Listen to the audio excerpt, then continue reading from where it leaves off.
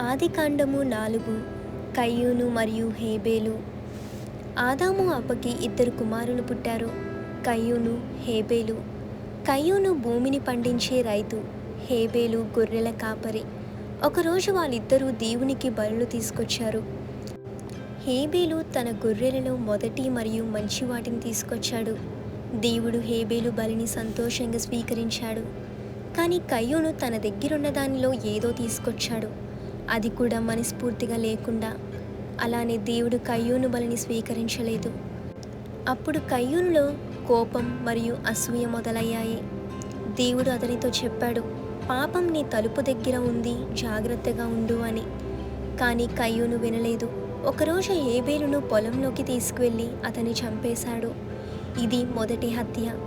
దేవుడు అడిగాడు, నీ సహోదరుడు ఎక్కడా అని. కయ్యూను అన్నాడు, నేను అతని కాపరివాడినా అని. దేవుడు అతని తప్పును గమనించాడు, అతనికి శిక్ష కూడా ఇచ్చాడు. కానీ అతన్ని పూర్తిగా వదిలిపెట్టలేదు. బైబిల్ వాక్యం ప్రకారం, నీవు సత్క్రియ చేసిన ఎడల తలనెత్తుకొనవా, సత్క్రియ చేయని ఎడల వాకిట పాపము పొంచియుండును, నీ ఎడల దానికి వాంఛ కలుగును, నీవు దానిని ఏలుదవనెను. ఆదికాండము 4:7. అసూయ చిన్నదిగా మొదలై పెద్ద పాపంగా మారుతుంది. మన హృదయం సరైనదిగా లేకపోతే మన పనులు కూడా సరైనవిగా ఉండవు. అయితే దేవుడు ముందుగా మన హృదయాన్ని చూస్తాడు. అయితే మనలో అసూయ, కోపం వస్తే వెంటనే మనం దేవుని దగ్గరికి వెళ్ళాలి. లేకపోతే అది మనల్ని తప్పుదారిలోకి తీసుకెళ్తుంది. ఆమేన్.